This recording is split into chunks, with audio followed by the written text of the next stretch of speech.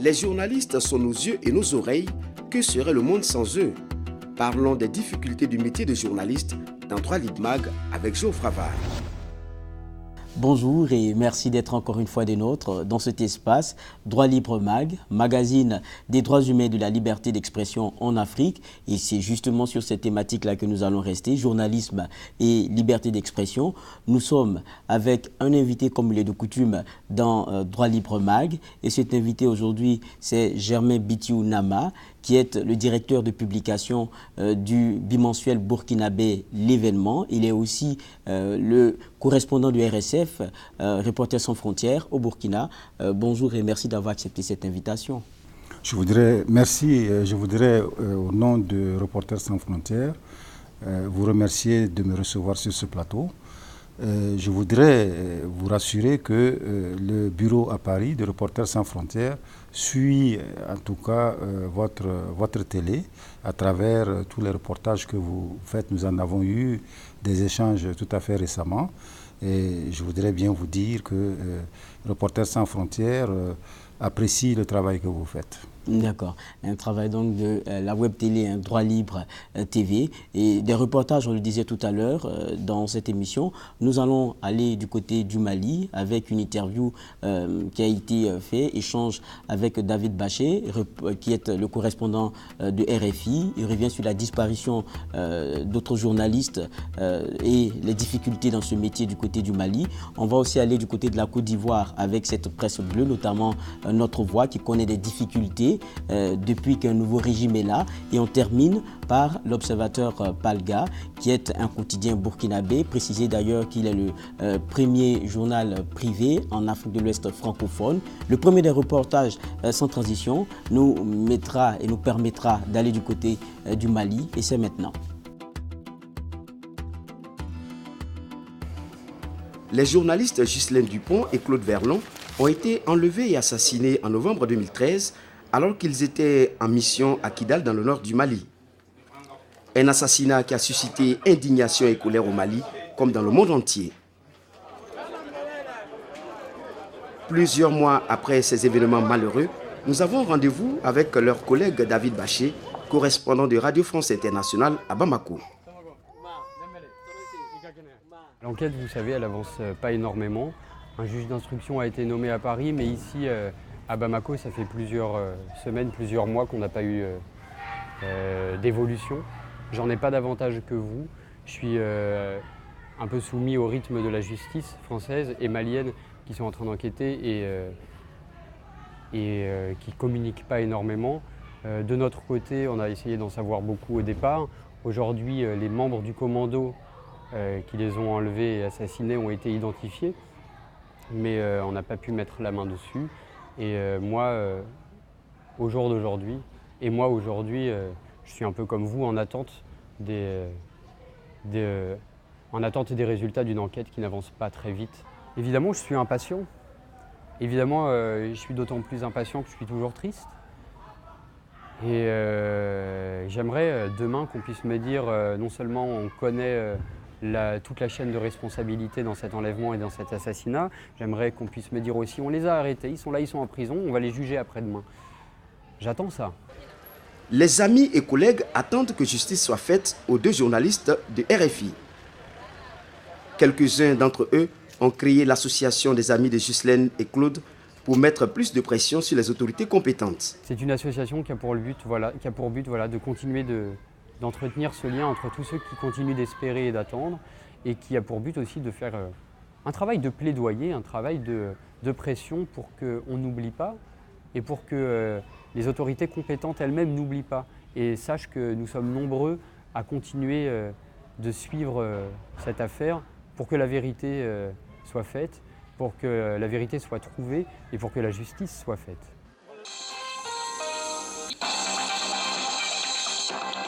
Afrique Soir sur RFI. Afrique Soir, bienvenue. Si vous nous rejoignez, si vous nous écoutez en Afrique, c'est une soirée... RFI continue à être un média très influent au Mali et l'assassinat des deux journalistes n'a pas changé cette donne. Mais quel est le rôle de Radio France Internationale dans un Mali post-crise ? Le bon signe, quand je fais mon travail, c'est quand personne n'est content. Parce que Si les autorités ont l'impression que je leur tape dessus, si les opposants ont l'impression que je sers les autorités, si les autorités ont l'impression que je parle trop avec les groupes rebelles et si les groupes rebelles ont l'impression que je suis là pour servir la soupe de Bamako, c'est que personne n'est content parce que tous voudraient que je me mette à leur service uniquement. Et ça, c'est quelque chose à quoi je suis régulièrement confronté ici. Et c'est exactement ce qui cristallise le rôle du journaliste. Être le porte-voix de tous pour que tous soient entendus. Et en tant que journaliste, ce que j'essaye de faire et ce pourquoi j'estime que mon travail et que le travail de tous les journalistes est important, c'est qu'il s'agit de le faire d'une manière la plus neutre, la plus objective qu'il soit. Au niveau du Mali, donc, on voit ces difficultés que les journalistes ont relativement à la sécurité. Est-ce que cela devrait constituer un facteur de découragement pour un journaliste? Je ne pense pas. Permettez-moi d'abord de situer un peu le contexte dans lequel nos confrères Ghislaine Dupont et Jean-Claude Verlon ont été assassinés. Vous savez, les journalistes interviennent dans des zones extrêmement difficiles et ça a été le cas au Nord Mali. Et il y a un paradoxe, n'est-ce pas, dans cette situation du Mali, qui est que, en même temps, c'est-à-dire que les djihadistes font un peu le travail par procuration. Enfin, disons, nos confrères journalistes payent par procuration. En réalité, les djihadistes ne s'en prennent pas aux journalistes en tant que tels. Derrière les journalistes est visé l'État français. Et donc, les journalistes payent un peu par procuration la haine qu'ils ont vis-à-vis de l'État français et notamment de la politique française en Afrique, en particulier dans le monde d'une manière générale. Évidemment, comme vous le dites, le travail n'est pas facile, mais pour autant, je pense qu'on a besoin d'être informé parce qu'un monde sans information, c'est plutôt un cimetière plutôt qu'un monde. Et donc, malgré les difficultés, les journalistes doivent trouver le moyen de continuer à donner l'information tout en restant vigilant, parce que la vie, quand même, il faut rester en vie pour pouvoir travailler. Évidemment. C'est vrai qu'on a toujours envie d'exercer et de faire ce métier-là. On va nous faire cette transition du côté de la Côte d'Ivoire où une autre presse connaît, on va dire, des difficultés qui sont d'un autre ordre. Il s'agit de la presse bleue et en son sein, il y a Notre Voix. Et cela rassemble, on va dire, la plupart des journaux qui étaient proches du président Gbagbo. Aujourd'hui, le régime a changé et donc forcément le contexte dans lequel il travaille aussi. Et notre équipe a pu rencontrer d'ailleurs le recteur de publication de Notre Voix et il partage ses peines. Ça, c'était l'ancienne rédaction de Notre Voix. Alors, je vous fais remarquer que, vous voyez, ils fendillaient les murs pour arracher les fils électriques. Ils ont arraché ça et ils coupent les fils même. Voici le visage que présentent les locaux du journal Notre Voix au lendemain de la crise post-électorale qu'a connue la Côte d'Ivoire. Voilà, ils ont tenté de brûler. Tout ce que vous voyez comme là, c'était blanc ici, hein? C'était peint comme ça. Mais tout ce que vous voyez maintenant, c'est la fumée. Ils ont tenté de brûler cette maison. Comment on peut brûler du béton? C'est de cette façon que les FSI nous ont laissé le bâtiment en partant.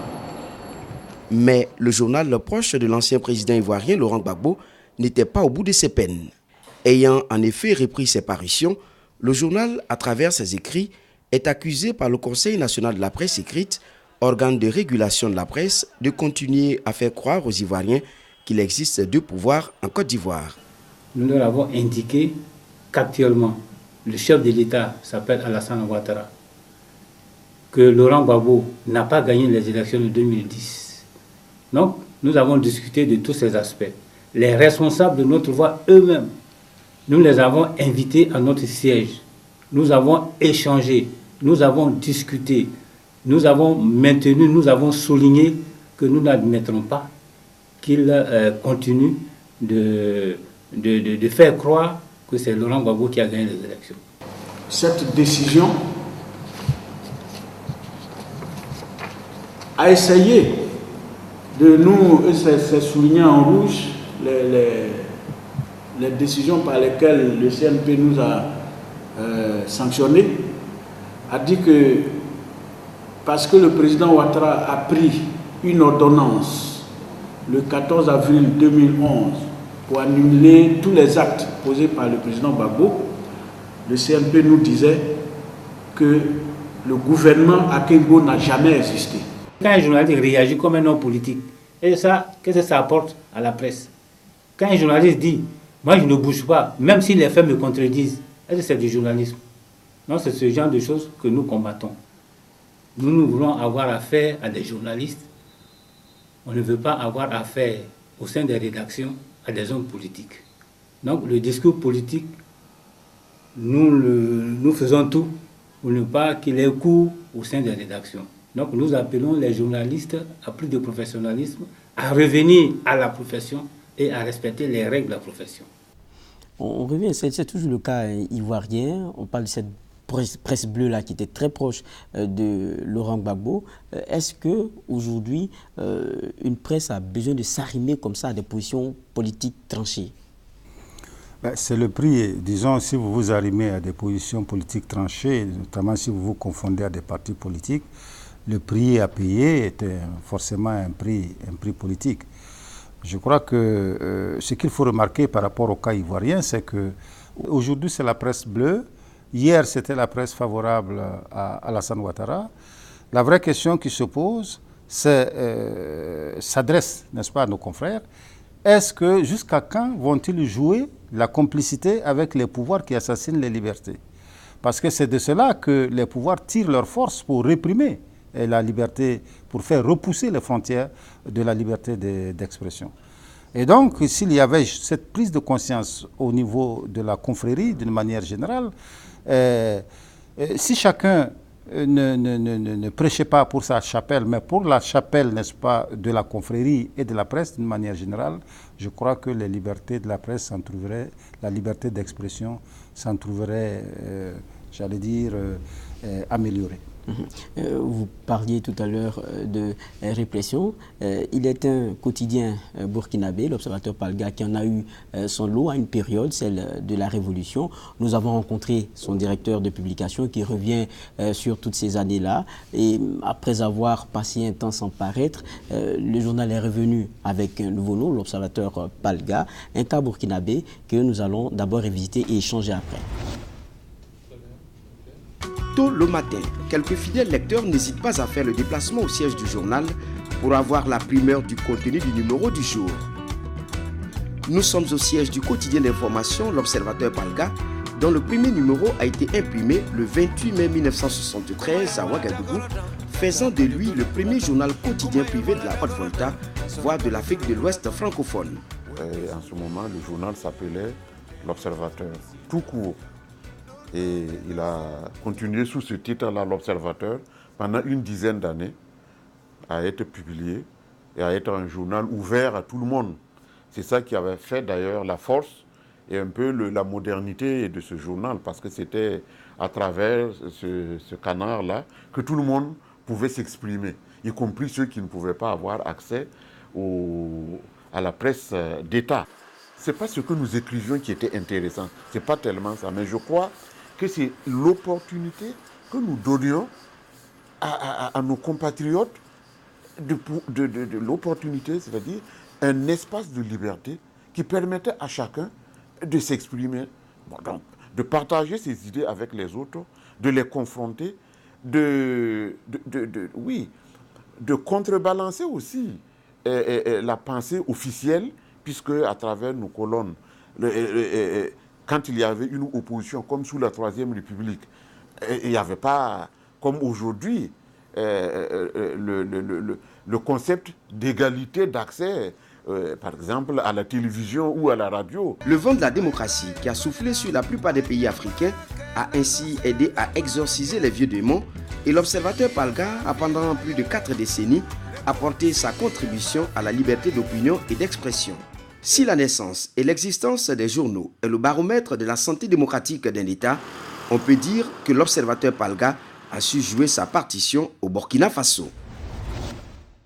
M. Nama, on voit donc ce cas burkinabé, l'Observateur Palga, qui est un cas école, on dira. Et la première question qui nous vient comme ça, quel pourrait être le rôle de la presse privée dans ce qu'on définit comme liberté d'expression? La presse privée a un rôle extrêmement important au regard même de l'histoire de la presse africaine et je dirais même au regard de l'histoire de l'Afrique d'une manière générale. Vous voyez bien comment est-ce que les pouvoirs sont installés.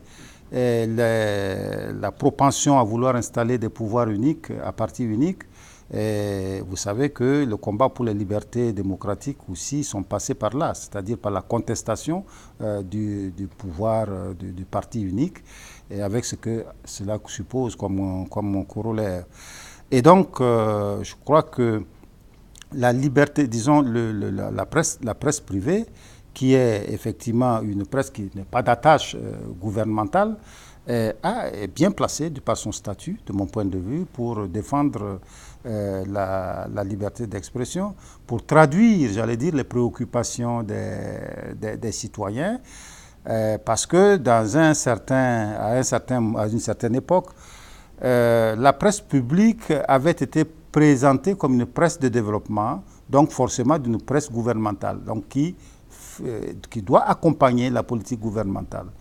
Alors, il faut donc, à côté de ce statut public de la presse publique, il fallait effectivement que la presse privée s'affirme, se montre plus près des préoccupations des citoyens, que ce soit des aspirations à la liberté d'une manière générale, que ce soit le besoin d'information au quotidien par rapport aux conditions de vie, par rapport aux conditions d'exercice de leur travail. Ça apparaissait comme quelque chose de très important pour le pays. On a écouté le directeur de publication de l'Observateur Palga qui parlait de cette période-là, répression pour elle, où ces locaux ont été incendiés. Pour revenir à notre cas aujourd'hui, est-ce qu'il y a des pays qui sont vraiment mauvais élèves en la matière de répression, en matière de restriction des libertés? Écoutez, très près de nous ici, vous avez la Guinée-Bissau, comme on appelle la Gambie. Vous avez la Gambie de Yaya Jammeh, où il n'est pas question de liberté d'expression, de liberté d'opinion, même de liberté d'opinion tout court. C'est très difficile d'exercer en Gambie. Vous avez l'Éthiopie, vous avez l'Érythrée également. Ce sont des pays où la question de la presse libre est posée, et est une question posée à résoudre en quelque sorte. Donc vraiment, l'Afrique n'est pas encore sortie de ce point de vue-là de l'ornière. Et vous êtes coordinateur côté RSF, Reporters sans frontières, Nouveau Burkina. Qu'est-ce qui est mis en branle pour pouvoir solutionner cela, pour répondre à ces problèmes posés là, de ce corps? Déjà, je pense que ce qui est important, d'abord, c'est l'alerte. Il faudrait que là où les problèmes de liberté se posent, qu'il y ait suffisamment de relais qui puissent sonner l'alerte afin que le centre, n'est-ce pas, disons la RSF, puisse connaître le problème et s'en saisisse. Il y a effectivement les interpellations. Tout à l'heure, nous en discutions, les interpellations, on dit que ça n'est pas suffisant. Oui, ça n'est pas suffisant.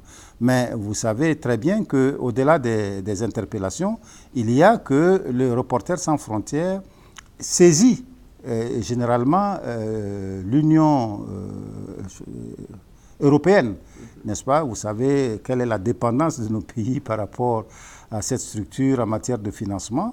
Et je pense et saisit également les États, c'est-à-dire les responsables des États. L'un dans l'autre, ce type de pression amène souvent à desserrer un peu l'étau au niveau justement des journalistes et de leur travail. Un exemple, je ne me rappelle plus en quelle année, Newton Ahmed Bari et moi-même avions été arrêtés et incarcérés à la gendarmerie ici. Reporters sans frontières a fait beaucoup de bruit autour de cette arrestation. Il s'est trouvé qu'un ministre français qui était une dame à l'époque, je crois que ça doit être Nicole Fontaine, était là à Ouagadougou, mais elle a posé directement la question au président du Faso. Qu'est-ce qui se passe? Il semble que qu'il y a des journalistes en prison. Mais très rapidement, le relais a été donné. Djibril Bassolé, à l'époque, qui était ministre de l'administration, de l'Intérieur, ministre burkinabé de l'Intérieur, a tout de suite instruit pour que rapidement on nous relâche, parce que déjà, au niveau international, on commençait à en parler. C'est donc vous dire que ces pressions-là sont extrêmement importantes. Vous citiez des noms tout à l'heure, on sait que c'est des journalistes d'investigation, et j'ai cette autre question pour vous, c'est que est-ce qu'aujourd'hui c'est moins facile de faire ce genre de journalisme-là dans ce concept comme contexte des pays africains? Bien, ça ne peut pas être facile, le journalisme d'investigation. Dans le monde entier, c'est le genre journalistique le plus difficile. Difficile d'abord parce que l'accès à l'information, c'est une information sensible, généralement. Parce que pour l'avoir, il faut vraiment que le journaliste fasse preuve d'un trésor d'ingéniosité pour pouvoir entrer en possession de l'information. Une fois que l'information est obtenue, il faudrait, comme vous le savez, la couper, la recouper, etc. Et tout ça, effectivement, c'est difficile parce que dans cet environnement où il s'agit de l'information sensible, chacun se cherche, comme on dit chez nous. Chacun se cherche. Personne ne veut s'impliquer dans ce type d'information parce qu'il y a des risques. En plus, une fois que vous aviez fini votre papier, vous le balancez dans la presse. Il faut vous apprêter à en subir les conséquences. Et les conséquences sont multiples.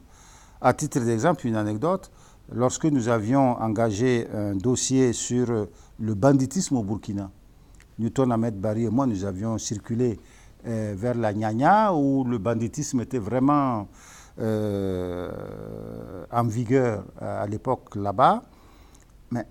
Mais les bandits qui avaient été briefés, certainement qui ont eu l'information, qui ont pris le large, qui ont traversé les frontières, mais nous ont appelés.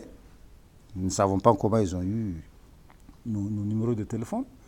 Ils nous ont appelés de Côte d'Ivoire pour nous menacer par rapport au travail que nous faisions. Alors c'est pour vous dire que ce n'est pas facile. On a souvent l'impression que le problème en cette matière, c'est l'État. Ce n'est pas seulement l'État, c'est même parfois des individus, parce que le journalisme d'investigation touche à des intérêts. C'est des individus, c'est des groupes d'individus organisés, c'est des mafias. Et donc, pour lutter, aller contre tout ça, ce n'est pas facile. Il faut du courage, mais il faut aussi des appuis. Le journaliste d'investigation doit sentir que derrière lui, il y a toute la corporation, mais il y a également aussi l'opinion. C'est son meilleur bouclier. Sinon, évidemment, les malfaiteurs, les malfrats peuvent agir et peuvent massacrer les journalistes en toute impunité. Là, vous parlez de restrictions, de répression active, mais ce dont on parle maintenant, c'est beaucoup plus d'autocensure. Et là, la dynamique vient souvent du journaliste lui-même. Et là, c'est un peu plus compliqué d'intervenir. Qui doit intervenir? Vous parlez de quelle intervention? D'intervenir? Quand on parle, par exemple, d'autocensure, oui, là, la dynamique vient justement du journaliste. Oui, et là, du coup, c'est la personne concernée sur laquelle on travaille. Ce n'est plus autour. Oui, oui, ben, justement, il faut quand même, quand on pense qu'on est journaliste d'investigation, il faut avoir un minimum de courage. Il faut avoir un minimum de courage. Je crois que si vous observez les règles déontologiques et professionnelles dans le traitement de l'information, le reste n'est qu'une affaire de courage, en quelque sorte. Parce que vous aviez pris toutes les précautions nécessaires pour que, au regard de la loi, vous ne soyez pas fragilisé. Et maintenant, quant aux éventuelles conséquences que vous pouvez,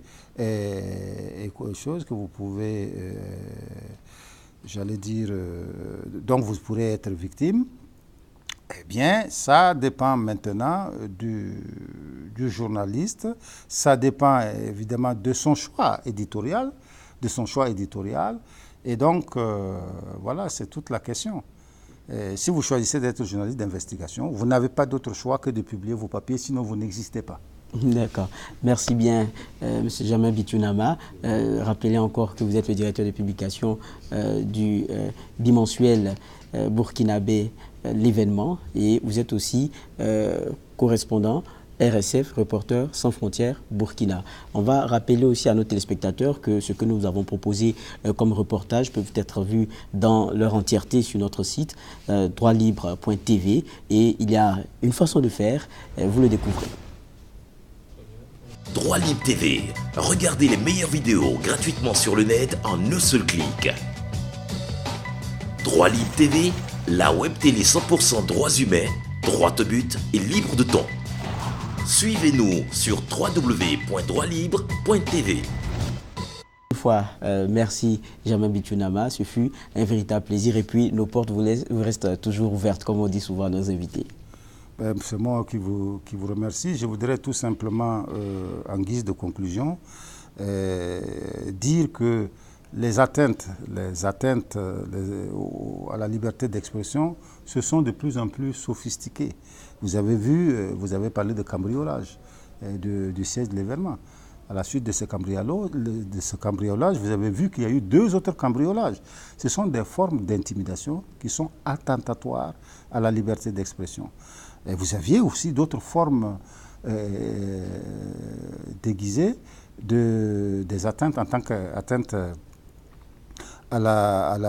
plusieurs autres atteintes, formes déguisées. Alors aujourd'hui, c'est sous ces couverts-là que l'on tente effectivement d'intimider les journalistes que nous sommes. Et je crois que nous devons, plus que jamais, redoubler, n'est-ce pas, de solidarité, parce qu'on a tendance à nous utiliser, à nous manipuler pour, en quelque sorte, intimider les organes qui se montrent critiques. Et je crois que la corporation doit faire bloc pour refuser son instrumentalisation. C'est donc avec ces mots que nous allons mettre un point final à ce numéro. Ce fut un plaisir de vous recevoir. On va prendre congé donc de nos téléspectateurs et d'ici le prochain numéro, portez-vous bien.